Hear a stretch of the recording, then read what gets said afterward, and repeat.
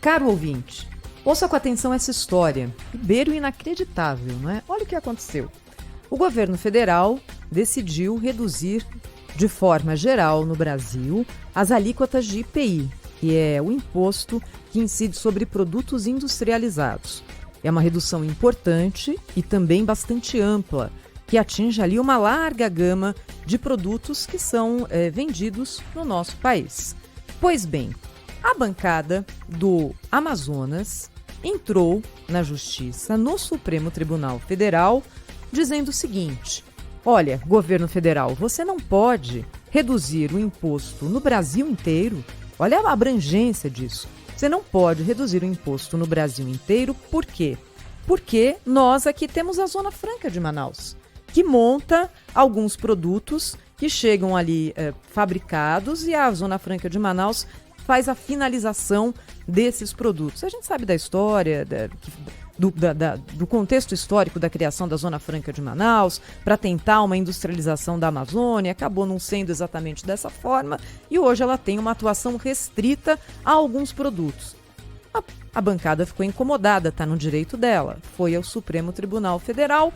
Esse caso caiu com o ministro Alexandre de Moraes, que falou o seguinte: olha, eu concordo. Então, para não prejudicar esse pedacinho da economia brasileira, que é a Zona Franca de Manaus, está suspensa a redução de impostos no Brasil inteiro. Essa história que eu contei está certa? É isso mesmo, Fernando Schiller? Bom dia, seja muito bem-vindo aqui ao Jornal Gente da Rádio Bandeirantes. Tudo bem, Thaís? Tudo bem, Cláudio, Sônia, nossos ouvintes? Perfeita a história, isso é surrealista, na minha visão, sobre tudo isso é surrealista. Eu acho que tocou num ponto correto, quer dizer, nada contra o lobby que é feito, no fundo é isso, é o lobby que é feito pelo governador Wilson Lima, lá do Amazonas, pelos empresários. São 600 empresas ligadas lá ao polo da Zona Franca de Manaus, a SUFRAMA, que é a superintendência do Porto de Manaus, sempre tão disputada aí no mundo político, e o governador veio a Brasília, conversou com o ministro Fux, conversou com o ministro Alexandre de Moraes, fez o seu lobby, né, e tal. Por quê? Porque existe realmente na Constituição brasileira, e aí começa o problema, né, na Constituição brasileira, essa definição de que há uma zona franca, que tem uma isenção tributária em larga medida. Ela tem isenção de IPTU lá da Prefeitura de Manaus, tem isenção de 90% do ICMS do governo do estado, tem isenção de imposto de renda, se não me engano, líquida de 75% de isenção, e tem redução de IPI. Né? Então, na Constituição, é interessante isso, tem uma história interessante. Na Constituição de 88 foi definido 25 anos. Né? Esse processo na verdade, ele vem de 1957. A Zona Franca depois foi institucionalizada em 67. Então, nós estamos falando aí de um processo que tem 54, 55 anos de existência, né? E agora foi aprovado recentemente no Congresso Nacional a sua extensão, a sua durabilidade até 2073. Né? O mais curioso disso, Thaís, para a gente refletir com os ouvintes aqui, é quando você dá um incentivo fiscal, é a ideia que ele seja transitório para que aquela indústria, numa região mais distante, vamos dizer assim, do país, possa ganhar força, possa ganhar competitividade. Aí você vai retirando gradativamente o incentivo para que ela entre nas condições normais de mercado, né? Seja tratada com igualdade em relação a todas as outras regiões do país. Porque se é verdade que a Zona Franca de Manaus está longe, lá está na Amazônia, mas longe da onde? Está mais perto, por exemplo, do hemisfério norte. Né? Por exemplo, muitas vezes, eu que sou lá do sul, a metade sul do Rio Grande do Sul empobreceu com o tempo. Ela foi muito forte lá nos anos 20, nos anos 30, por exemplo, a Charque, etc. Havia o Banco Pelotense, a região toda em torno de Pelotas, mas que vai até a fronteira com o Uruguai. Muita gente, eu muitas vezes escutei de políticos da região a ideia de que tinha que ter alguma coisa tipo Zona Franca de Manaus lá no sul, porque o sul também era longe, também tinha sido empobrecido, o Mercosul não vingou, então tá longe de São Paulo, longe dos principais terminais aí, portuários do país, zonas de exportação, etc. Bom, argumento não falta. Alguém poderia dizer, bom, lá no Mato Grosso, lá na região oeste, perto do Paraguai, por que também não tem uma zona franca para desenvolver o Pantanal, para desenvolver... Por que não tem no Nordeste brasileiro, regiões muito pobres, no interior do Nordeste brasileiro, não precisariam ali criar um polo industrial também para desenvolver a indústria, para dar competitividade, para gerar emprego, todos os argumentos, se você pegar todos os argumentos para a criação da Zona Franca de Manaus, você pode aplicar, olha, eu dei aqui umas 3 ou 4, poderia dar mais regiões brasileiras. Né? Então, o que aconteceu ao longo do tempo? Nem só foi feita a redução, aquele prazo que a Constituição estabeleceu de 25 anos, obviamente, foi esticado. A partir dali, um lobby, muito bem feito, aliás, pelo Estado do Amazonas, sempre foi vitorioso. O governo atual, quer dizer, o ministro da Economia, basicamente Paulo Guedes, ele tem uma visão sobre isso. Ele várias vezes disse, eu escutei ele falando que o IPI é um imposto regressivo, é um imposto que prejudica a competitividade do país, nós estamos exportando imposto. Todo mundo fala no Brasil o Brasil não tem produtividade, o Brasil é uma economia fechada, nós estamos exportando imposto, tem o custo do Brasil. Só que na hora que vai reduzir imposto, bate nessas coisas. Né? Em primeiro lugar, cá entre nós, né? Nunca deveria estar na Constituição isso. O Brasil tem a mania de colocar essas coisas na Constituição, isso deveria ser uma política pública revisável periodicamente. Né? Então, quando o governo fez um primeiro decreto, fazendo uma redução linear de 25%. Esse decreto foi derrubado, veio o lobby lá da Zona Franca, foi derrubado pelo ministro Alexandre de Moraes, com base nesse argumento, que se você reduz o IPI para todo mundo, você vai prejudicar a competitividade da Zona Franca. O governo depois tirou 61 produtos, ele pegou os produtos que são produzidos diretamente na Zona Franca e retirou e fez um novo decreto, agora no dia 29 de junho. De novo veio o lobby lá do Amazonas e o ministro Alexandre de Moraes deu uma liminar. E ontem saiu uma carta da CNI, da Confederação Nacional da Indústria, assinada por 25 estados brasileiros. Olha que interessante, 25 presidentes das federações, né, da indústria, da Fiesp, etc., da Fiergs, dos estados, pedindo que esse impasse seja resolvido, criticando a decisão do ministro Alexandre de Moraes, dizendo que ela cria insegurança jurídica, porque na medida que você tem uma adesão liminar, né, você tem um problema, porque todos os efeitos de redução são suspensos. O cálculo da CNI, colocado na carta, é 15 bilhões e 600 imediatamente. Quer dizer, então você tem para várias indústrias, tem a conta para várias indústrias. Né? Então, quer dizer, isso implica capacidade de investimento, redução de custos para exportação, aumento de competitividade. No momento, cá entre nós precisamos gerar emprego, que o país precisa retomar o crescimento. Quando a gente fala que tem voo de galinha no Brasil, de crescimento, nós estamos até comemorando, né, que vai dar 2% esse ano, cá entre nós. Né? Nós estamos no... Olha, esses dias eu vi um dado, Thaís, que me impressionou. Impressionou, a gente conhece, mas vamos lá, sempre quando a gente vê, a gente se impressiona. Nós estamos no melhor momento do tal do bônus demográfico no Brasil, ou seja, melhor relação entre gente na idade produtiva e pessoas muito jovens ou mais velhas. Então era um momento que o Brasil tinha que estar crescendo 5%, 6%, um país jovem, mas a gente fica amarrado, exatamente, entre outras coisas, pela questão tributária. Então, vamos lá. O ministro Paulo Guedes também falou com o Supremo virou mediador agora de uma questão. Vamos ver como é que se resolve isso nos próximos dias. Aí. Agora também é o seguinte, Sheila, muito bom dia.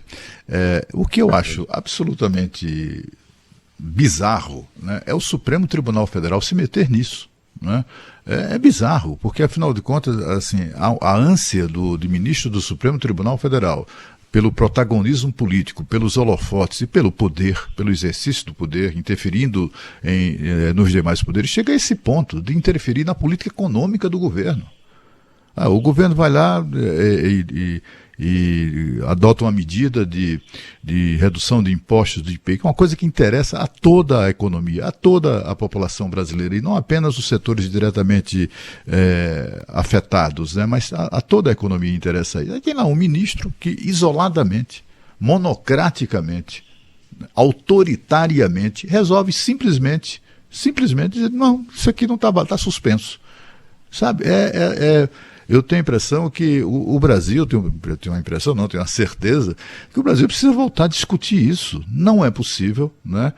Não há regra que possa, que justifique, digamos assim, o exercício de um poder supremo como esse, né? Com um poder total, né? Sobre a vontade do Congresso Nacional, sobre a vontade ou contra a vontade do Congresso, do governo, de qualquer instância de poder. Tem lá um cara que, isoladamente, sozinho, foi eleito por absolutamente nada, simplesmente toma uma decisão e suspende tudo, acaba com tudo, prejudica, portanto, toda uma economia.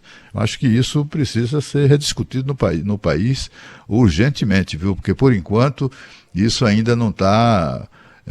enfim, na minha opinião já está, mas para muita gente isso não me afeta. Aliás, já que é algo que acaba impedindo que o atual governo faça uma coisa, então é bom, né? Então, para as pessoas, tudo vale desde que seja algo que contrarie aquela pessoa ou político de quem não gosta, né? Quando eu acho que há uma violência institucional aí em curso.